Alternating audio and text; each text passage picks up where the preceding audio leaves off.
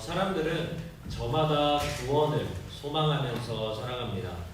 지금 내가 처한 상황 그리고 문제 속에서 나를 구원해줄, 나의 이 문제와 어려움들을 해결해줄, 이 상황을 극복하게 만들어줄 무언가를 기다리며 살아가죠. 아마 우리 이 수험생들에게는 대학을 입시하는 거, 대학에 들어가는 거, 그게 그들에게 구원일 수 있고, 또 취준생에게 구원은 취업하는 거겠죠. 직장을 갖게 되는 거. 모쏠에게 구원은 연애가 될 수도 있고, 그리고 또 우리가 각자 처한 상황에 따라서 어떤 상황이든 내 이 문제를 해결해 주는 것이 우리의 구원이다 여길 수 있습니다. 뭐 정말 가난이 지긋지긋한 사람에게는 돈이 구원이 될 수도 있겠죠. 그렇기 때문에 사람은 우리가 구원을 너무 종교적인 차원에서만 이해하는 게 아니라 사실 모든 사람들은 각자 처한 환경에서 나를 벗어나게 해줄 그 구원을 찾으면서 살아가는 게 우리 인생의 모습이라는 것이죠. 그 답을 찾거나 그리고 얻지 못할 때 어떤 사람들은 죽음이라는 것을 통해서 그 구원을 대신하기도 합니다. 생을 마감하는 것을 구원이라고 여기기도 하죠. 며칠 전에 좀 안타까운 소식을 우리가 뉴스를 통해서 접했죠. 개그우먼인 박지선 씨가 어머니와 함께 자살을 선택했습니다. 어떻게 보면 그 좀 죽음이 좀 남다르게 한 연예인의 죽음보다 좀 크게 다가왔던 거는 어떻게 보면 그 사람이 살아생전에 했던 말들, 그가 가지고 있던 올바른 가치관, 그 바른 생각들이 있었음에도 불구하고 그런 안타까운 결정을 한 이유가 무엇일까라는 거에 대해서 더 깊이 생각해 보게 되었던 것 같아요. 어쩌면 그 고인이 된 박지선 씨도 자신을 구원해줄 최종적인 방법으로 자살을 선택한지도 모릅니다. 이 땅의 고통스러운 삶을 마감하는 것이 그 죽음이 자신의 구원이 되어줄 것이라고 생각했겠죠. 사람들의 선택은 다를지 모르지만 우리는 누구나 자신을 구원해줄 그리고 우리의 구원이 되어줄 것을 끊임없이 찾으며 살아갑니다. 지금 관계에서 고통받는 친구들에게는 관계 회복이, 수험생들에게는 대학을 졸업하면 취업이 구원이 될 수 있죠. 하지만 이러한 것들은 일시적인 구원이 될 수는 있지만 궁극적인 구원이 될 수는 없습니다. 왜냐하면 자신의 구원이 되어줄 것 같던 대학 생활도 새로운 문제를 야기하게 될 것이기 때문이죠. 그토록 꿈에 그리던 직장도 새로운 문제를 가져온다는 것을 우리는 알게 되죠. 그 뒤에 하나님 감사합니다. 저희 지난주에 썼던 걸 보니까 우리 상우쌤 2020년 목표가 취업이더라고요. 우리 선생님 대단한 거예요. 취업을 이뤄냈어요. 네, 구원을 취업해서 취준생에게 취업이라는 구원을 받았어요. 근데 그러면 우리는 행복해야 되잖아요. 나 진짜 취업만 하면 행복할 것 같아 라고 하지만 상우쌤 지금 행복한가요?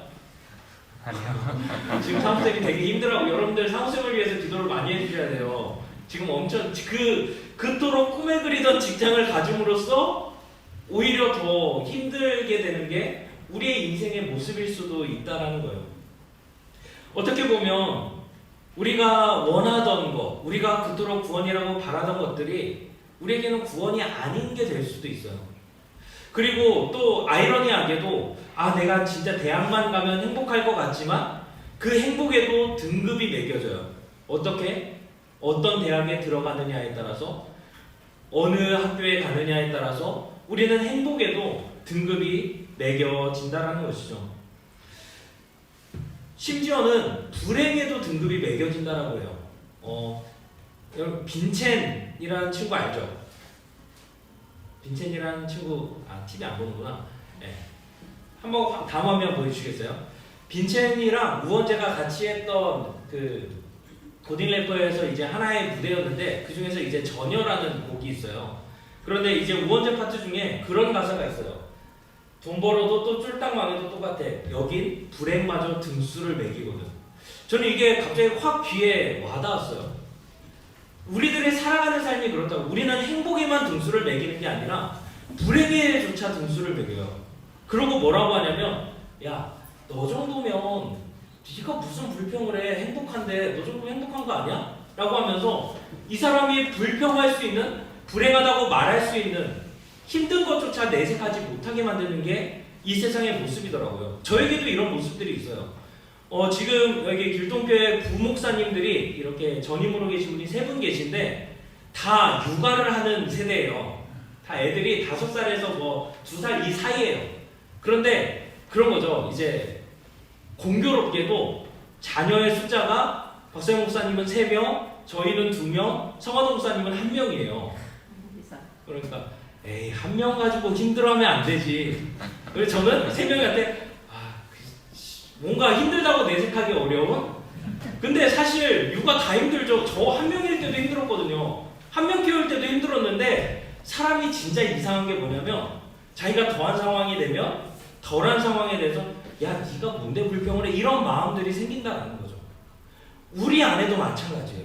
이 세상에 살아가면서 왜 꼰대 이렇게 좀 그런가? 아무튼 왜 꼰대가 생겨나는지 알아요? 나 때는 말이야 이 말이잖아요. 결국에 야 나 때 이랬지만 지금 시대가 바뀌었는데 사람들이 바뀌었는데 저 역시 여러분들에게 꼰대가 되고 있는 현실이지만 어찌됐든 우리는 우리의 처한 상황들은 각각 다 다르다는 거예요. 개인의 힘듦은 개인의 몫이에요. 개인이 결국 감당해야 되고 개인의 느끼기에 따라서 주관적으로 힘들면 그건 그 사람에게 정말 힘든 거거든요. 그런데 이 세상은 뭐예요? 불행마저도 등급을 매기면서 야 너가 힘들어하면 어떡해? 라고 말하는 게 이 세상의 모습이라는 거죠. 결국 이것도 저것도 답이 될 수 없는 게 우리 인생의 모습이라는 거예요. 이처럼 불확실한 삶 속에서 우리는 무엇을 구원이라 여기면서 살아가야 하는지, 그리고 무엇을 의지하며 살아가야 하는지 우리는 질문을 해봐야 되는 거죠. 오늘 말씀은 이러한 세상 속에서 이렇게 불확실하고 어느 한 것도 확실하다 말할 수 없는 이 불확실한 세상 속에서 나의 구원이 되시고 인생의 해답은 예수님밖에 없다라고 생각한 이 다윗이라는 사람이 지은 시가 바로 오늘 시편이에요. 즉 예수님만이 답이라고 생각하는 사람의 고백이죠. 그렇게 오늘 말씀을 통해서 우리 친구들이 함께 좀 깨달았으면 좋겠는 건 무엇이냐면 우리 역시도 이 자리에 나왔다는 건 아마 많은 친구들이 관념적으로라도 그렇게 생각할 거예요. 아 예수님밖에 없지. 예수님이 나의 구원이시고 내 인생의 해답이시지 라고 생각하는 친구들이 그래도 이 자리 가운데 있겠죠. 그렇다면 이 시인이 고백하고 있는 그 고백이 우리들의 고백이 되었으면 좋겠어요. 아니면 혹 아직은 내 인생의 답을 예수님이라고 확신하지 못하는 친구들이 있을 수 있어요. 이 자리에 있지만 뭐 강제로 왔다든지 아니면 아직 신앙에 의심이 있을 수 있어요. 아니 내가 어렸을 때부터 세뇌당해서 이런 거 아니야? 내가 전 진짜 그런 생각 많이 했거든요. 왜냐면 뭐 아빠가 목사님이니까 어렸을 때부터 뭐 너는 목사 돼야, 심지어 너는 목사 돼야 돼 라고 해서 저는 진짜 사춘기가 좀 늦게 왔어요. 대학교 때 신학교에 가서 나 진짜 세뇌당한 거 아니야? 이런 생각을 했었는데 혹 지금 이 자리에 그렇게 신앙에 대해서 내 인생의 답이 예수님밖에 없다라고 인정이 안 되는 친구들은 이 말씀을 통해서 한번 인생의 답이 예수님이라면 우리에게 어떤 유익이 있을까 함께 나누는 시간 되길 소망합니다. 먼저 시인은 나의 구원이 하나님께로부터 나온다라고 고백해요. 우리 한번 1절 말씀 함께 읽어볼까요? 시작. 나의 영혼이 잠잠히 하나님만 바라며 나의 구원이 그에게서 나오는도다. 구원이 하나님께 속해 있기 때문에 시인의 영혼은 잠잠할 수 있다라고 고백을 해요. 어떤 일이 닥쳐도 어려운 순간에도 잠잠히 하나님께 집중한다라고 말을 하는 거죠. 사실 이거는 매우 어려운 일이에요. 우리가 원치 않는 상황 가운데 그리고 우리가 어떤 문제를 닥쳤을 때 우리의 영혼은 사실 매우 분주해져요.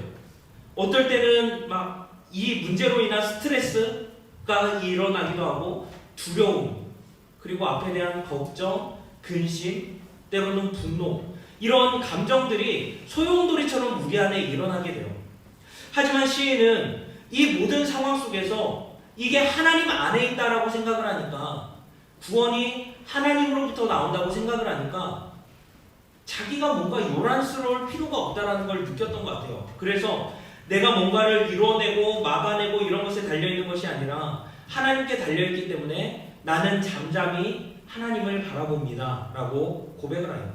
그럴 수 있었던 가장 큰 이유는 무엇이냐면 하나님이 어떤 분인지를 알았던 거예요. 우리 한번 2절 말씀 읽어볼까요? 시작. 오직 그만이 나의 반석이시오 나의 구원이시오 나의 요새이시니 내가 크게 흔들리지 아니하리로라. 시인은 하나님을 반석, 구원, 요새라고 묘사를 하고 있어요. 반석은 사전적인 의미로는 넓고 평평한 큰 돌을 의미하는데 사실 이건 사전적인 의미보다 이 시를 고백하고 있는 다윗이 살고 있던 지형, 그 팔레스타인 땅의 지형과 연결이 돼요. 그 당시에 팔레스타인 땅은 뭐 지금도 마찬가지인데 척박한 땅이었어요. 광야가 섞여 있기도 하고 초지를 가기 위해서 풀이 있는 곳을 위해서 많이 이동을 해야 되는 곳이었죠. 그런데 그런 척박한 땅의 반석은 어떤 역할을 했냐면 작은 동물들이 큰 맹수들로부터 피해서 숨을 수 있는 곳이었어요. 큰 반석이 있으면 그 아래 작은 동물들, 뭐 들쥐라든지 아니면 뭐 고양이도 있을까? 아무튼 뭐 살쾡이, 노루 뭐 이런 것들이 이제 그 안에서 자신의 거처를 삼는 거죠. 그렇게 되면 그 반석은 뭐예요? 자신의 지붕이 되고 큰 동물로부터 외부의 위협으로부터 자신을 지켜줄 안전한 집이 되어주는 거죠. 그리고 요새는 오늘날도 여러분들이 알다시피 요새는 어떤 공격도 막아낼 수 있는 방어 기지를 뜻해요. 중국에 가면은 아주 큰 요새를 지으려고 했죠. 중국이 뭐를 지었죠? 만리장성이라는 걸 지었어요. 만리장성 진짜 만리장성 가본 친구. 우리 본사님 가보셨죠? 거기 처음부터 끝까지 못 가요. 그쵸? 그냥 관광으로 허락된 약간 거기 가는데도 힘들어. 진짜 내가 여기를 왜 올라왔지 싶을 정도가 만리장성이에요. 그걸 루머죠. 그 우주에서 보면 만리장성 보인다는 거 루머죠. 네. 아무튼 사람이 그럴 정도로 엄청나게 진짜 거대한 그걸 해요. 근데 그거를 지은 이유가 뭐예요? 북방 이민족들의 침략을 막기 위해서, 즉 중국 전체를 요새화시키기 위해서 한 거예요. 그만큼 고대에서 이방 공격들을 막아주는 것은 바로 이런 요새화하는 거였어요. 그런데 바로 하나님이 그런 요새가 되어주신다는 거예요. 요새 안에 있으면 안전하죠. 어떤 공격으로부터 방어가 될 수 있어요. 즉 시인은 지금 뭐라고 고백하는 거냐면 하나님이 나의 쉼이 되시고 거처가 되시고 날 안전하게 보호하시는 분이라는 것을 깨달았기 때문에, 그렇기 때문에 나는 주님 안에 있으면 크게 흔들리지 않습니다 라고 고백하고 있는 거예요. 여기서 인상적인 부분은 크게라는 거예요. 크게 흔들리지 않는다. 시인은 우리가 생각했을 때 아니 그 정도면 아예 흔들리지 않아야지 왜 크게 흔들리지 않냐라고 말하는데 시인은 알았던 거예요. 아무리 그런 신앙이 있고 믿음이 있어도 우리의 삶은 흔들릴 수 있어요. 여러분들 정말 삶이 흔들리는 걸 경험해 본 적 있어요? 이게 시적인 표현이어서 그럴지 모르지만 정말 우리의 삶을 흔드는 일들이 있어요. 내가 정말 믿었던 친구가 나를 배신해. 아니면 내가 정말 사랑하는 여자에게 고백했는데 까요. 여러분들의 삶을 흔드는 거. 입시에서 실패했을 때, 아니면 부모님이 이혼을 했을 때, 아니면 정말 믿었던 친구가 배신할 때, 이런 일들이 우리의 삶을 쥐고 흔든다라는 거죠. 시인도 그런 경험을 했던 것 같아요. 그래서 3절과 4절엔 그렇게 표현을 해요. 한번 다음 장 보여주시겠어요? 넘어지는 담과 흔들리는 울타리 같은 공격을 받았다고 해요. 제가 어렸을 때 태풍 매미 때였나? 어쩐 때 이제 거리를 지나가는데 태풍이 너무 심하게 부니까 담이 무너지는 거예요. 그 작은 담이 무너지는데 그 옆에 주차되어 있던 차가 완전 박살이 났어요. 그리고 흔들리는 울타리는 뭐예요? 결국 담이나 울타리의 역할이 뭐예요? 외부의 공격에서 안전하게 거하는, 즉 외부와 내부를 구분지어주는, 자신을 보호해주는 것들을 말하죠. 그런데 그러한 근거들이 모조리 흔들린다는 거예요. 시인이 그런 고통을 지금 경험하고 있어요. 또 4절에는 뭐라고 해요? 입으로 축복이요 속으로 저주한다라는 말은 지금 뭐냐면 앞에서는 나를 축복하는 것 같은데 결국 그들이 나에게 공격한다라고 말을 하는 거죠. 뭐냐면 관계들이 지금 다 깨어지고 있다는 거예요. 지금 시인의 삶은 완전히 흔들리고 있어요. 그런데 그럼에도 불구하고 시인은 뭐라고 하는 거예요? 내가 이런 상황들, 내 삶을 흔드는 상황들은 있지만 내가 흔들리기는 하지만 크게 흔들리지 않는다. 즉, 내 삶이 완전 넘어지거나 내 인생이 실패한 인생이 되지는 않는다라고 고백을 하는 거예요. 왜냐하면 하나님이 나의 반석이시고 나의 요새이시고 나의 구원이시기 때문에 그렇다라고 고백을 하는 거죠. 이어서 시인은 1, 2절의 고백을 다시 한번 반복해요. 한번 5절과 6절 말씀을 보면 1절과 2절을 다시 한번 반복하는데 차이점이 있어요. 그건 뭐냐면 5절에 나의 구원이 나의 소망으로 바뀌었고 6절에 원래는 내가 크게 흔들리지 않는다라고 고백을 했는데 크게라는 단어가 빠졌어요. 즉 무엇이냐면 계속 시인이 이렇게 상황들 가운데서 하나님께 기도하고 하나님을 바라보니까 내가 지금 상황은 구원이 아니죠. 그건 하나의 소망이 됐어요.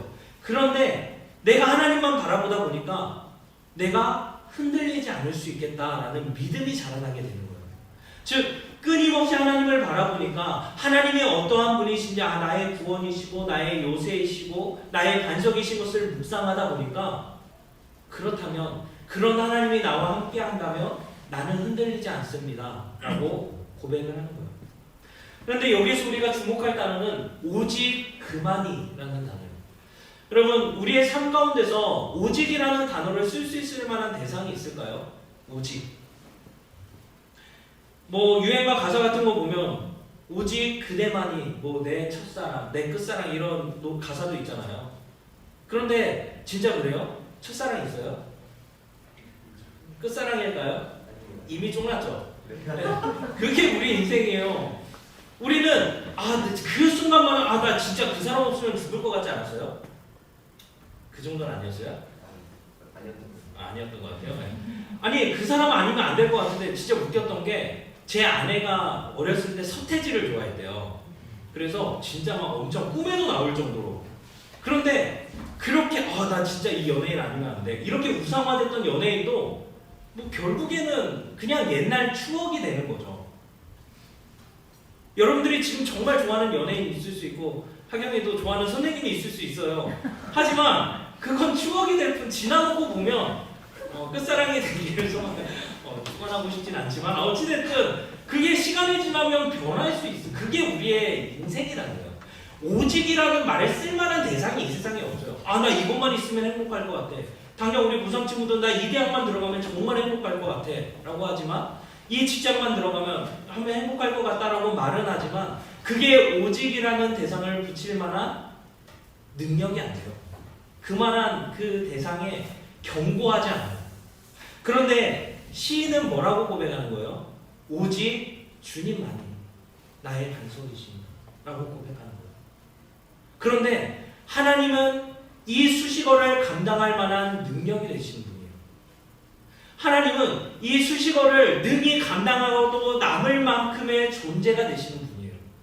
그렇기 때문에 시인은 거침없이 오직 그만이 나의 반석이십니다 라고 고백을 하는 거죠. 우리가 이 땅을 살아가면서 우리는 이 사실을 사실 많이 기억해야 돼요. 여러분들이 지금 처한 상황들이 있을 거예요. 그리고 그 가운데서 우리는 내 이 문제를 해결해 줄 그 구원이 오기를 기다릴 거예요. 그리고 내가 의지가 될 뭔가를 찾을 수 있겠죠. 하지만 그것은 오직이라는 수식어를 감당하지 못해요. 토이에 내가 너의 곁에 잠시 살았다는 걸 이라는 곡이 있어요. 한번 보여주시겠어요? 토이가 누군지 알아요? 유희열이라는 그 분은 알죠? 유희열의 스케치북도 하고. 그런데 이 사람이 이제 옛날에 토이라는 거는 객원 보컬을 이렇게 하는데 거의 이제 토이가 유희열이라고 보면 돼요. 근데 그 곡에서 이런 가사가 있어요. 그런 채 살았어 늘 혼자였자 한때는 널 구원이라 믿었었어. 그런데 뭐예요? 그 다음에 멀어지기 전에. 즉 우리의 구원이라는 게 2절에도 그래요. 웃을 수 있어서 널 보고 있을 때 조그만 안식처가 되어 주었지. 언제요?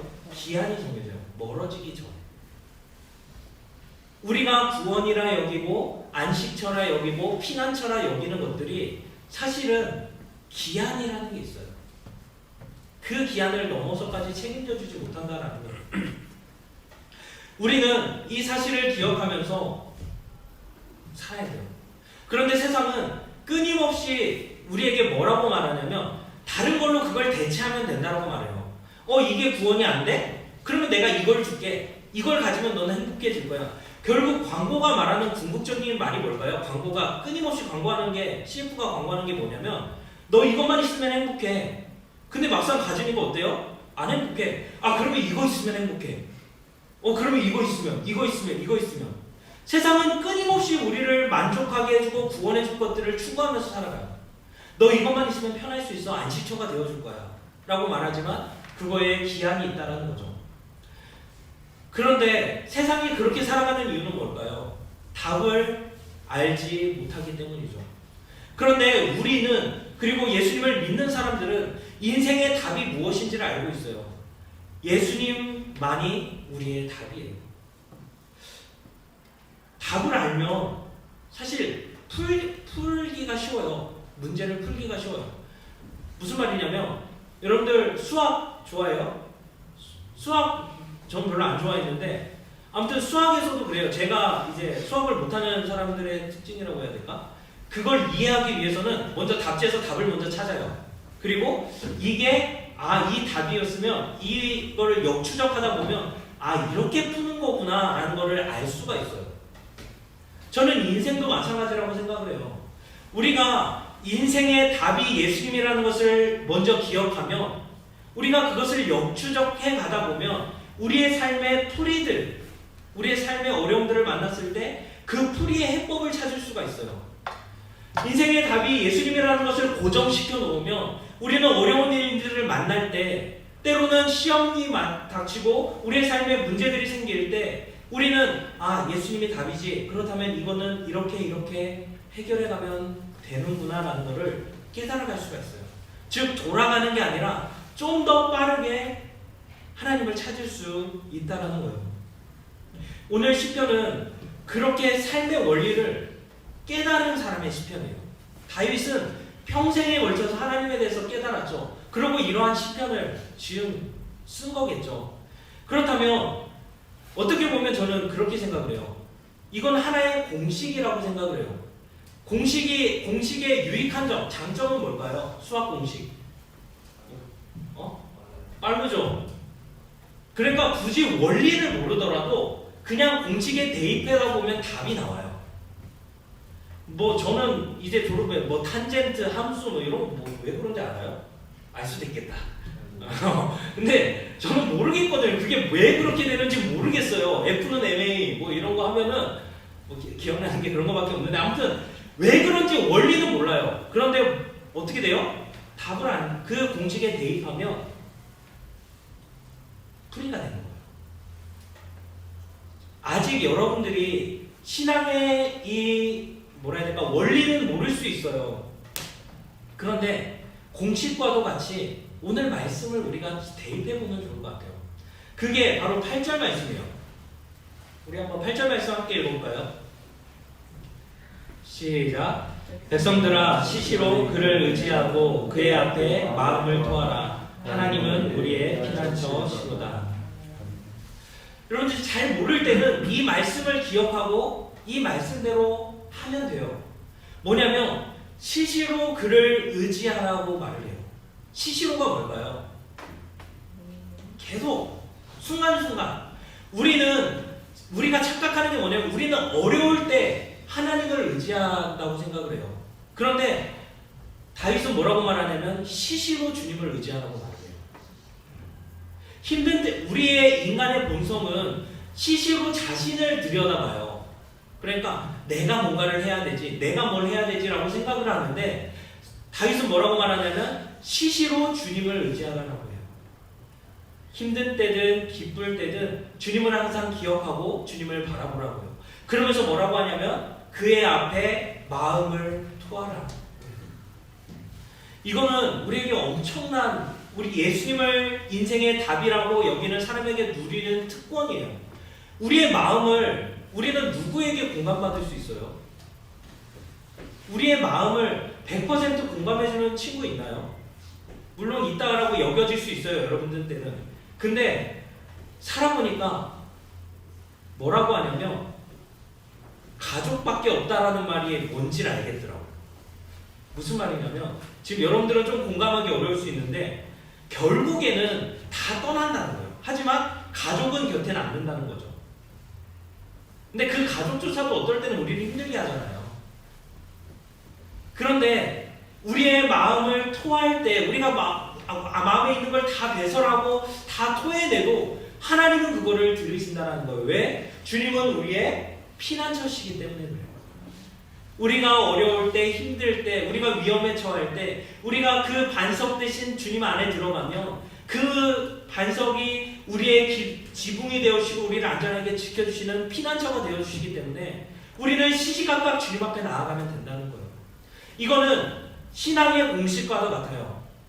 우리가 항상 하나님을 의지하고 뭐 면접을 볼 때, 시험을 볼 때, 아니면 그런 문제들만이 아니라 오늘 하루 살아갈 때 주님을 기억하고 주님께 나아갈 때 하나님은 우리의 기도를 들어주시고 또 우리의 피난처가 되어주신다라는 거 말하고 있어요. 바라기는 우리 친구들에게 이 은혜가 있었으면 좋겠어요. 오늘 시편 62편 말씀처럼 하나님이 우리의 피난처가 되어주시고 우리의 반석이 되어주시고 요새가 되어주시고 구원이 되어주신다는 것을 기억할 때 우리는 내가 주님께 나아가겠습니다. 내가 주님께 피하겠습니다. 시시각각 주님을 의지하기를 원합니다 라고 고백하는 우리 친구들이 되면 좋을 것 같아요. 왜냐하면 하나님은 그것을 기뻐하세요. 처음에 에덴 동산에 우리를 만드셨을 때 그리고 이 세상을 만드셨을 때 하나님은 우리를 어떤 존재로 만들었냐면 하나님께 의존된 존재로 만들었어요.